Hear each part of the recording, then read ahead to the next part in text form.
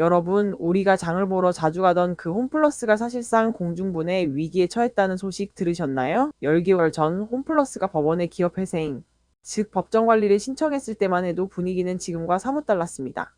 보통 기업들이 다 죽어갈 때야 겨우 법원 문을 두드리는 것과 달리 홈플러스는 더 큰 피해를 막기 위해 선제적으로 소위 골든타임 안에 구조 요청을 했다는 점에서 나름의 의미를 찾았었죠. 하지만 10개월이 지난 지금 받아든 성적표는 참혹합니다. 통매각은 실패했고 한때 117개에 달했던 점포는 담보로 잡힌 곳과 폐점할 곳을 빼면 고작 10여 개만 남을 전망입니다. 도대체 지난 10개월 동안 무슨 일이 있었던 걸까요? 본론 1. 비현실적인 목표와 고평가의 덫. 전문가들은 홈플러스 회생 실패의 가장 큰 원인으로 비현실적인 목표를 꼽습니다. 홈플러스는 회생을 신청하면서 채권자들에게 빚을 100%다 갚겠다는 이 바닥에선 거의 불가능에 가까운 약속을 내걸었습니다.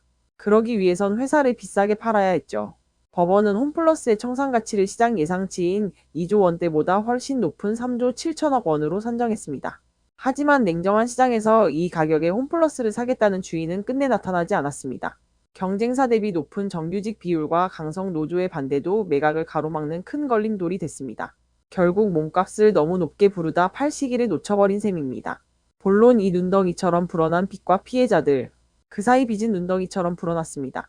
현재 홈플러스가 갚아야 할 전체 회생채권 규모는 약 2조 5천억 원인데 여기에 임금이나 세금처럼 최우선으로 갚아야 하는 공익채권만 해도 이미 6천억 원이 넘었습니다. 회사가 가진 돈을 탈탈 털어도 이 공익채권을 갚고 나면 남는 게 거의 없다는 얘기입니다. 문제는 그 다음 순위 채권자들입니다. 홈플러스에 물건을 대고 돈을 못 받은 협력업체들, 기업 어음에 투자한 개인 투자자들, 임대료를 못 받은 부동산 펀드들까지 줄줄이 피해를 볼 상황입니다. 심지어 국민연금조차 투자한 돈 수천억 원을 날릴 위기에 처했습니다. 담보를 잡고 있는 거대 금융사들은 그나마 사정이 낫겠지만 힘없는 미래의 채권자들의 속은 타들어가고 있습니다. 본론 3회생인가 청산인가. 상황이 이렇다 보니 홈플러스는 결국 사실상 청산 수순을 밟고 있습니다. 알짜 사업부인 홈플러스 익스프레스를 떼어내 팔기로 했지만 이마저도 제값을 받기 어려워 보입니다. 익스프레스를 팔아 확보한 현금으로 급한 불을 끈다고 해도 본체를 살리기엔 역부족이라는 평가가 지배적입니다. 법원에 제출한 회생계획안이 청산형으로 잡힌 것도 이 때문입니다. 익스프레스를 팔고 돈 안 되는 점포들을 정리하고 나면 남는 대형마트 점포는 정말 얼마 안 되니까요. 한 기업 회생 전문가는 117개 점포 회사가 10여 개만 남는 걸 두고 기업을 되살리는 회생이라고 부를 수 있겠느냐며 뼈아픈 지적을 하기도 했습니다.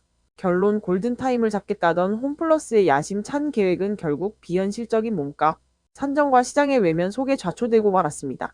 물론 과거 성동조선해양처럼 막판에 극적으로 기사회생할 가능성이 완전히 없는 것은 아닙니다.